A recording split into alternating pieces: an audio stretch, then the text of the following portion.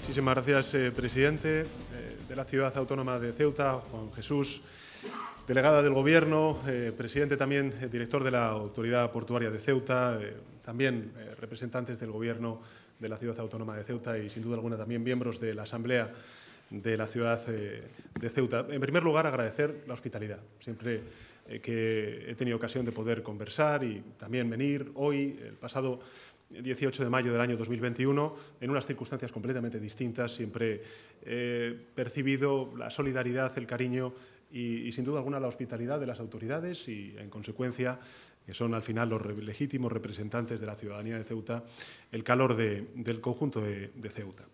Yo quisiera poner en valor tres aspectos importantes en mi intervención antes de ceder la palabra a los medios de comunicación para que pregunten lo que consideren. Lo primero de ello es subrayar la extraordinaria cooperación, colaboración y coordinación institucional entre el Gobierno de la ciudad de Ceuta y el Gobierno de España. Creo que si podemos resumir en un término qué representa esa cooperación, yo diría que es el de que Ceuta, para el Gobierno de España, es una política de Estado, es un asunto de Estado.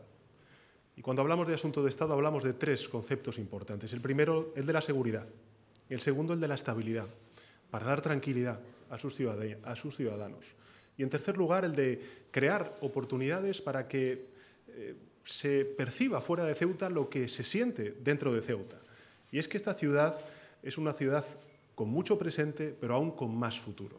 Y por eso, para mí, era importante también no solamente estar aquí, en la Asamblea de Ceuta, sino sobre todo y en particular estar en proyectos que representan ese futuro mejor que se quiere para los ciudadanos ceutíes. Y no solamente para ellos, sino para todos aquellos compatriotas que quieran visitar Ceuta y que puedan conocer las maravillas de esa ciudad fecunda a la cual antes hacía referencia el presidente de la ciudad. Esa cooperación la hemos extendido, y recuerdo además en la visita que tuvimos, Juan, el 18 de mayo, a muchos ámbitos que yo quisiera poner en valor. El primero de ellos tiene que ver con la pandemia, la cooperación institucional que se desplegó entre la Ciudad Autónoma de Ceuta y también la Administración General del Estado.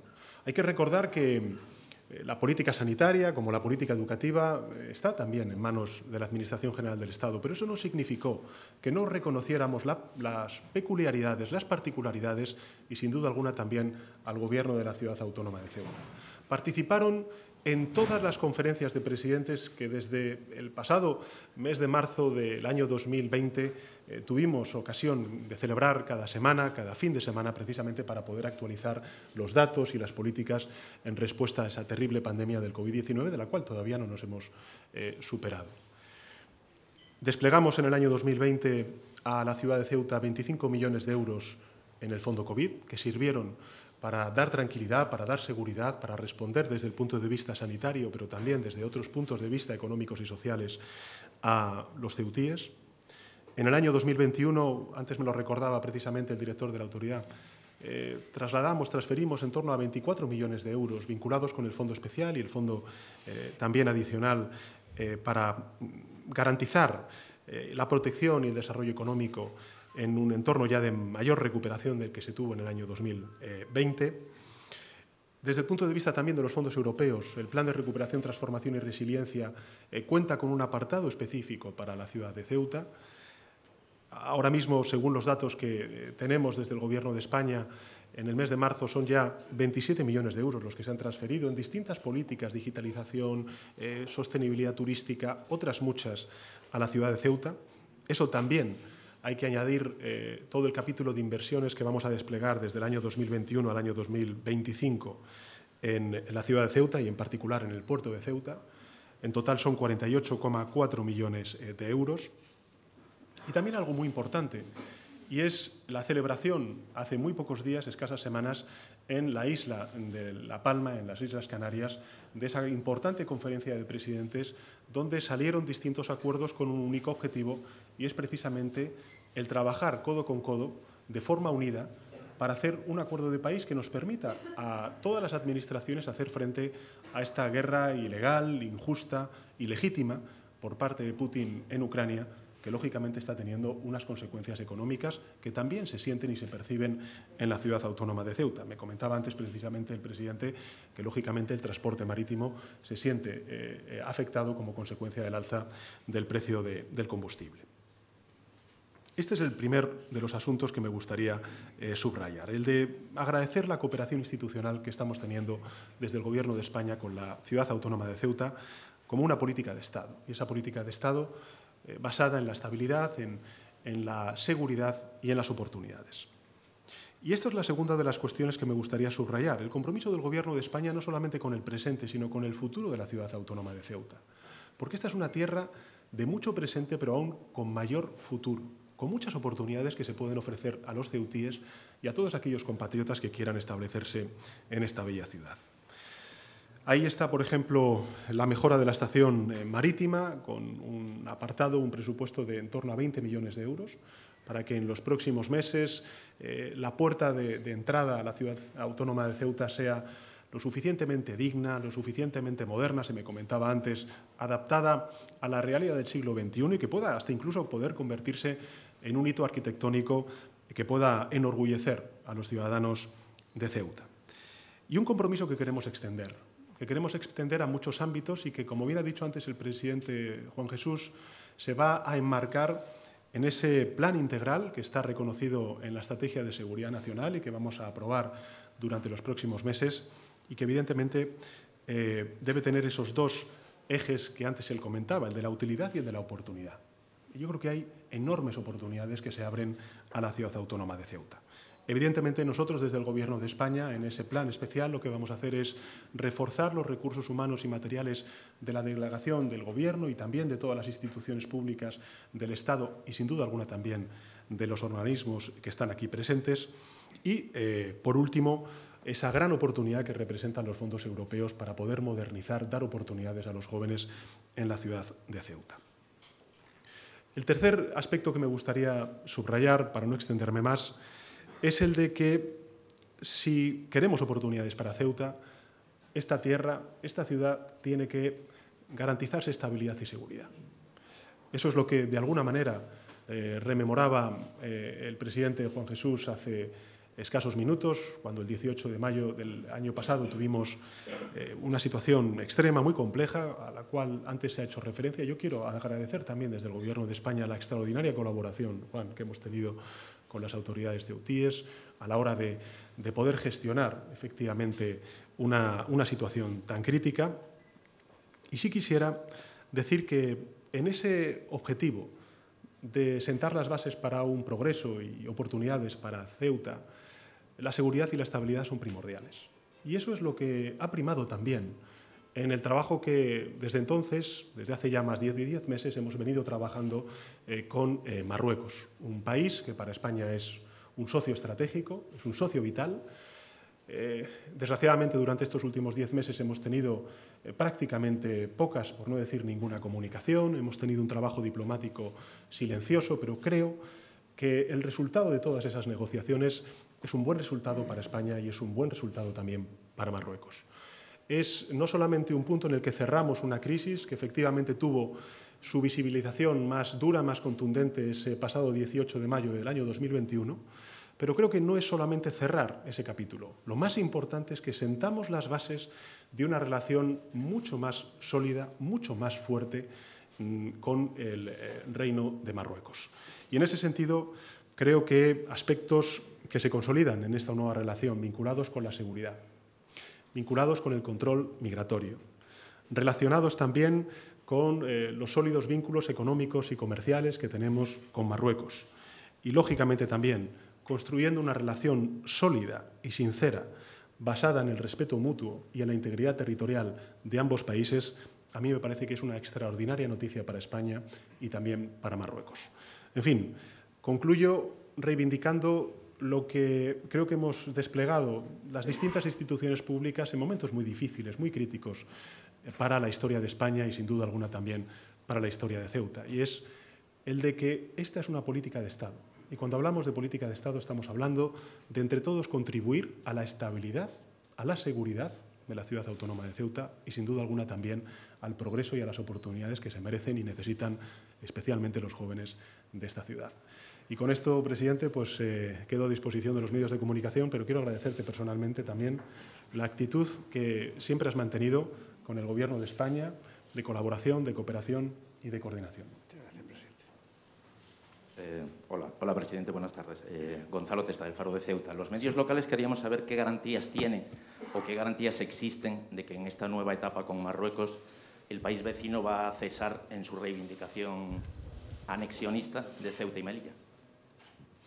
Bueno, yo creo que el planteamiento que tenemos en este acuerdo es el de no solamente cerrar una crisis que se vivió de manera particularmente intensa, lógicamente, en Ceuta, pero que fuimos todos solidarios, el resto de compatriotas de España, y en segundo lugar, no solamente cerrar esa crisis, sino abrir una relación mucho más fuerte, adaptada al siglo XXI, donde efectivamente se garantiza el respeto mutuo y la integridad territorial de ambas naciones. A partir de ahí, creo que es fundamental el que a partir de ahora vayamos desplegando esa normalización en las relaciones económicas, en las relaciones comerciales, lógicamente también en todo lo que tiene que ver con la movilidad entre Ceuta, la península y lógicamente también Marruecos y sin duda alguna también aspectos fundamentales como es el control de la migración y la seguridad.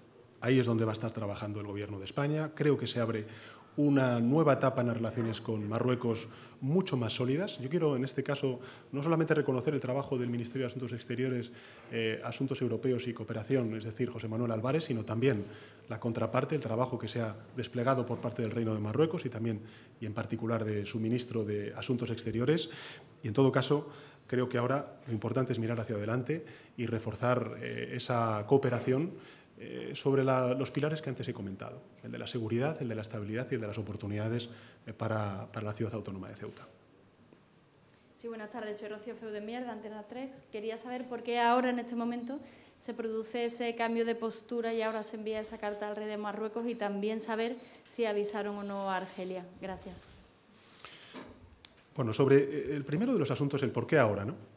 Yo creo que nunca es tarde si se produce un buen acuerdo para ambos países. Somos un país que tenemos unas relaciones con Marruecos que trascienden el ámbito de la seguridad, siendo importante el ámbito de la seguridad, que entran de lleno en el control de los flujos migratorios, sin duda alguna, pero también hay que recordar que Marruecos para España es un socio estratégico en el ámbito económico y comercial. Estamos hablando de que es nuestro tercer socio comercial fuera de la Unión Europea, que tenemos más de 17.000 empresas localizadas en Marruecos, tenemos una comunidad marroquí muy importante también dentro de nuestras fronteras. En definitiva, estamos hablando de una relación estratégica, de un socio primordial para la estabilidad, para el progreso también de nuestro país. Por tanto, desde el punto de vista del cuándo, nunca es tarde si la dicha es buena. Y creo que este es un buen acuerdo precisamente para ambos países.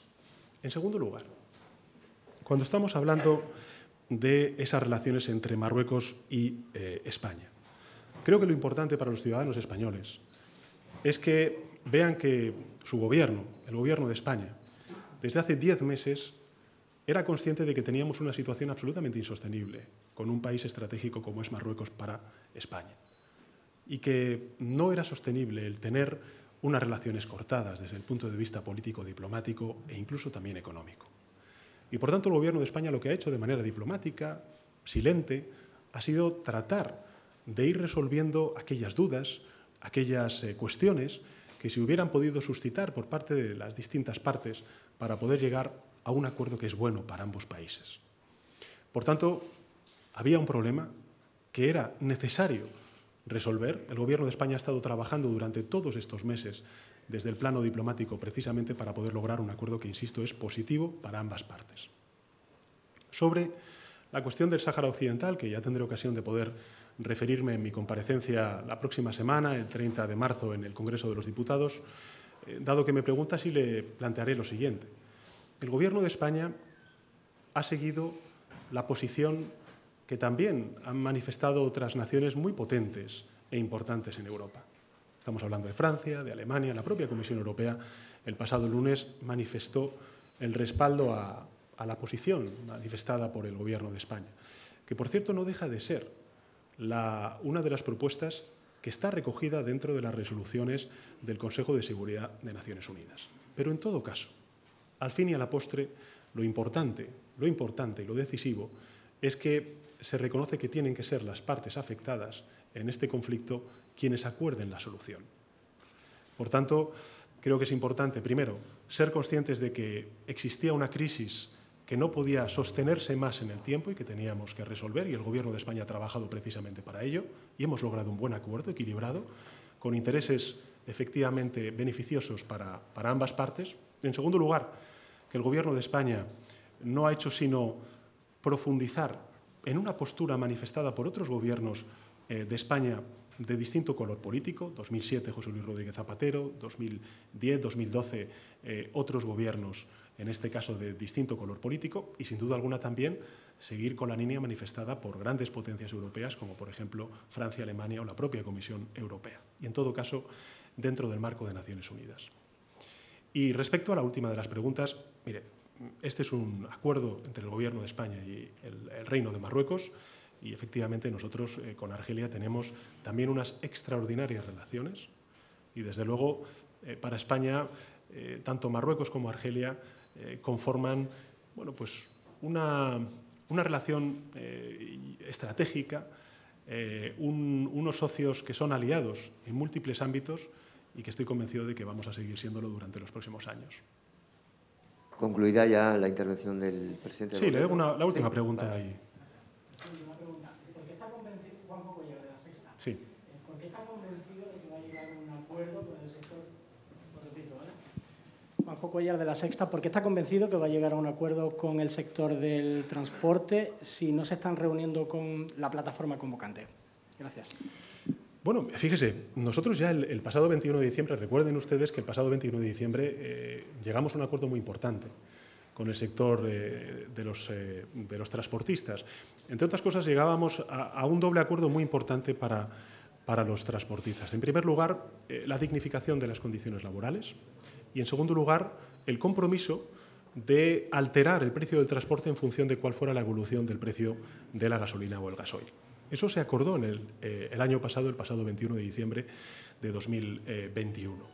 Mire, yo entiendo y además empatizo absolutamente con una situación sobrevenida que está afectando al sector del transporte, pero también a otros muchos sectores de nuestra economía, derivados de un alza absolutamente desbocada e insostenible como consecuencia de un conflicto bélico que ha exacerbado un alza que estábamos ya viendo y también denunciando desde el Gobierno de España ante las autoridades comunitarias en el precio del gas, en el precio de la gasolina y del gasoil. Vamos a hacer todo lo que esté en nuestra mano. El Gobierno de España, yo lo dije cuando presenté esa hoja de ruta para poder aprobar el próximo 29 de marzo el Plan Nacional de Respuesta a las Consecuencias Económicas de la Guerra, ya dije que íbamos desde España, con nuestros instrumentos, a tomar todas las medidas que estuvieran en nuestra mano, precisamente para amortiguar las consecuencias económicas de esta guerra, para proteger a los sectores afectados y, en tercer lugar, para que los más débiles no sean los que, de alguna manera, pues tienen un mayor coste y un mayor impacto como consecuencia de esta guerra y del alza de los precios de la energía. Y en ese contexto, lo que le quiero decir es que mañana va a haber una segunda reunión con la central de las plataformas de transporte que son con las que hemos venido trabajando durante estos últimos meses. Y también le diré, yo estoy convencido de que vamos a llegar a un acuerdo. Primero, porque el Gobierno de España tiene toda la voluntad. En segundo lugar, porque entendemos perfectamente cuáles son sus demandas. Y en tercer lugar, porque, como he dicho antes, vamos a hacer todo lo que esté en nuestra mano para mañana, cuando nos sentemos, mañana sea el último día en el que no podemos salir de él sin un acuerdo. Mañana nos vamos a sentar y no nos vamos a levantar hasta que logremos un acuerdo. Un acuerdo que sea posible, factible por parte de las autoridades españolas, lógicamente, y sostenible desde el punto de vista financiero. Yo creo que se puede lograr y, sobre todo, que esté adaptado a las necesidades y a las urgencias de un sector tan importante para nuestro país como es el sector de los transportes. Con lo cual, máxima empatía, máxima actitud de diálogo y, sin duda alguna, en este contexto tan difícil, primero la pandemia, ahora una guerra, con una crisis de refugiados que lleva por más de 3 millones de refugiados en Europa, con las consecuencias económicas, ahora que estábamos viendo precisamente una recuperación económica y del empleo en nuestro país y en el continente, el Gobierno de España va a estar de nuevo ahí y va a dar todas las respuestas con la mayor de las contundencias para que el sector del transporte y otros sectores afectados se vean lo menos dañados precisamente por una guerra y unas consecuencias que desde luego no ha buscado Europa, no ha querido España y desde luego si alguien menos quiere es el pueblo ucraniano, del cual tenemos que acordarnos todos los días porque está haciendo un ejercicio de entereza, de lucha por su libertad, por su soberanía, y creo que no tenemos que perder tampoco esa perspectiva. Estamos sufriendo una guerra a las puertas de Europa, algo que no ocurría desde la Segunda Guerra Mundial. Tenemos que ser conscientes de lo que nos estamos jugando como Europa y, por tanto, si el Gobierno de España es un gobierno que se ha demostrado y se ha mostrado solidario con el pueblo ucraniano, construyendo una unidad en Europa, es importante también que esa unidad la construyamos a escala nacional, primero para dar respuesta a esa crisis de refugiados, en segundo lugar para condenar la guerra de Putin en Ucrania, en tercer lugar para solidarizarnos con los refugiados que están llegando ya a España y, por último lugar, para que entre todas las fuerzas políticas, todas las administraciones y también los agentes sociales y los sectores afectados podamos construir un acuerdo de país que garantice la confianza, la tranquilidad y la certidumbre a los ciudadanos que ven cómo, aún sin salir de la pandemia, pues nos sobreviene una guerra que nadie ha buscado salvo una persona, que es Vladimir Putin. Y en ese sentido yo quisiera de nuevo, como he dicho al principio de mi intervención, agradecer la cooperación de todas las instituciones públicas y en particular, hoy que estoy en la Ciudad Autónoma de Ceuta, pues lógicamente a su gobierno, porque en las conferencias de presidentes siempre he apreciado la actitud constructiva de su presidente, Juan Jesús Vivas. Muchísimas gracias.